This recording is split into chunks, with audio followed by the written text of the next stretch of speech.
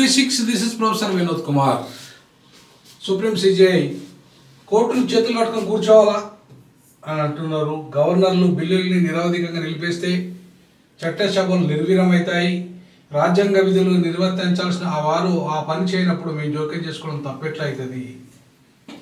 Solicitor జనరల్ని నిలదీసిన CGI బిల్లుల ఆమోదానికి గవర్నర్కు రాష్ట్రపతికి రాజ్యాంగంలో కాలపరిమితి లేదని చెప్పి సోలిసిటర్ అయితే తప్పు జరిగినప్పుడు దిద్దుబాటు ఉండాల్సిందని సిజిఐ స్పష్టీకరణ. తదుపరి విచారణ 26కు వాయిదా. ఇవాళ గవర్నర్లు కానీ రాష్ట్రపతి కానీ ఆకాశం నుండి ఊడిపడలేదు. ఆ వ్యవస్థలు రాజ్యాంగంలో పొందుపరచబడ్డాయి. రాజ్యాంగానికి లోబడి రాష్ట్రపతి కానీ గవర్నర్ కానీ పనిచేయాలి. అంతే తప్ప రాజ్యాంగానికి అతిథులుగా మేము రాజుల్లాగా ఇది రాచరిక పరిపాలనలాగా అటు రాష్ట్రపతి కానీ ఇటు గవర్నర్ కానీ ప్రజాస్వామ్యంలో వివరించడం కుదరడు. కాబట్టి ఖచ్చితంగా కోర్టులు జోక్యం చేసుకుంటాయి. జోక్యం చేసుకునే అధికారం కోర్టులకు ఉంది. ప్రధానంగా సిజిఐ కోర్టుకు ఉంది. ఎందుకంటే సిజిఐ కోర్టు ఉన్నదే ఇలాంటి రాజ్యాంగము ఉల్లంఘనకు పాల్పడుతున్న ఎవరైనా సరే, అది రాష్ట్రపతియా లేదా గవర్నరా ముఖ్యమంత్రా ఇంకెవరైనా ప్రధానమంత్రి ఇంకెవరైనా సరే, వాళ్ళు తప్పు చేసినప్పుడు లేదంటే వాళ్ళు రాజ్యాంగానికి విరుద్ధంగా వివరించినప్పుడు ప్రజాస్వామిక విలువలని కాల తోసినప్పుడు ఖచ్చితంగా జోక్యం చేసుకునే అధికారము ఇవాళ న్యాయ వ్యవస్థకు ఉంది.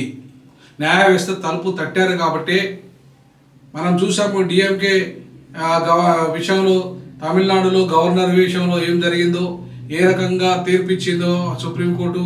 అదేవిధంగా రాష్ట్రపతి విషయంలో కూడా మీరు కూడా కాలపరిమితికి 3 నెలల కాలపరిమితికి లోబడాలి అని చెప్పి రాష్ట్రపతి కూడా ఇవాళ కాలపరిమితి నిర్ణయించిన పరిస్థితి ఇవాళ సుప్రీంకోర్టుది.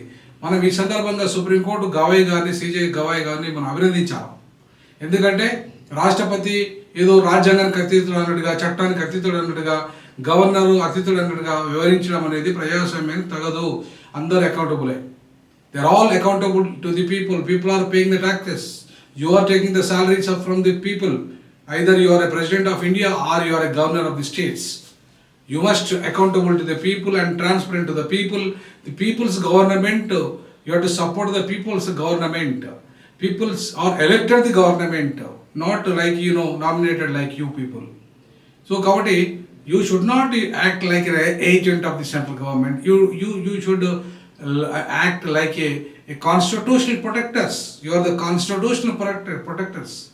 A president, a governor is the constitutional protectors. You should not violate the constitutional principles. So కాబట్టి దాంట్లో కాలపరిమితి లేదు కదా. కాలపరిమితి లేకపోతే మీ దగ్గర 5 ఏళ్ళు పెట్టుకుంటారా? అంటే ప్రజల కోసం చట్టం ఎందుకు తయారు చేయాలి ఇవాళ ప్రజాప్రభుత్వాలు? ఆ ప్రజాప్రభుత్వాలు చేసే చట్టాలు ఎవరి కోసం చేస్తున్నారు? ఏం వాళ్ళ కోసం చేస్తున్నారా? ప్రజల కోసం చేస్తున్నారు. వాళ్ళు ప్రజల కోసం చేస్తున్న చట్టాలని తొక్కిపెట్టే అధికారం రాష్ట్రపతి కానీ గవర్నర్ కానీ ఎక్కడిది? రాజ్యాంగంలో ఎక్కడైనా పొందుపరిచినా మీరు తొక్కిపెట్టండి అని పెట్టుకొని చెప్పినరా? ఎక్కడైనా ఉందా ఆ ప్రావిజన్? మరి లేనప్పుడు మీరు ఎందుకు తొక్కి పెడుతున్నారు? మీ ముఖ్యమంత్రి ప్రధానమంత్రి ఆఫీసుల కంటే మీ దగ్గర ఫైల్ ఉంటా? అన్యాయం ఇది. కాబట్టి ఖచ్చితంగా న్యాయ వ్యవస్థ అడిగిన ప్రశ్నలు, సిజిఐ గారు అడిగిన ప్రశ్నలు సమంజసమే. ఖచ్చితంగా ఇవాళ మీ రాజ్యాంగ విధులు నిర్వర్తించాల్సిన బాధ్యత మీది. పని చేయనప్పుడు ఖచ్చితంగా జోక్యం చేసుకునే అధికారము ఇలా న్యాయ వ్యవస్థకు ఉంది.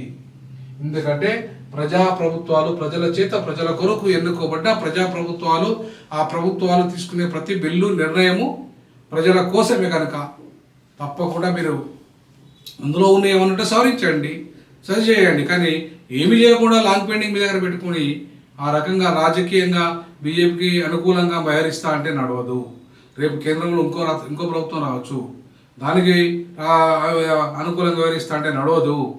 ఎందుకంటే రాజ్యాంగంలో ఆ విధానాలు లేవు. ఆ రకంగా కేంద్రం తొత్తుగా రాష్ట్రపతి గవర్నర్ మారాలి, వాళ్ళు చెప్పినట్టే వినాలని నిర్ణయాలు ఎక్కడ లేవు. ఇది డెమోక్రసీ.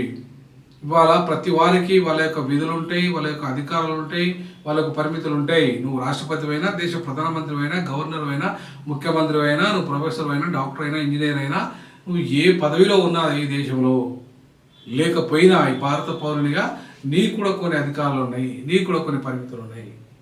సో కాబట్టి ఇవాళ మనం ఖచ్చితంగా సుప్రీంకోర్టు జోక్యాన్ని మనం స్వాగతిద్దాం. తప్పకుండా ఈ విషయంలో ఇమ్మీడియట్లీ ప్రభుత్వం నిర్ణయం తీసుకోవాలి. నిర్ణయం తీసుకోకపోతే ఖచ్చితంగా వాళ్ళ చర్యలు తీసుకోవాలి సుప్రీంకోర్టు వాళ్ళ మీద. ఇది డే6 డీజాక్తో పాటు రిపబ్లికన్ పార్టీ ఆఫ్ ఇండియా, మన బాబాసాహెబ్ అంబేద్కర్ యొక్క పార్టీ యొక్క సైద్ధాంతిక నియమావళి. సో కాబట్టి రాజ్యాంగానికి ఎవరు అతీతులు కాదు, రాజ్యాంగానికి లోబడే పనిచేయాలి. గవర్నర్ అయినా రాష్ట్రపతి అయినా. జై భీమ్, జై పులే, జై పెరియార్, జై రాజ్యాంగం, జై జై రాజ్యాంగం. మీరు కూడా మీ అభిప్రాయాలను నిక్కచ్చిగా తెలియజేయండి.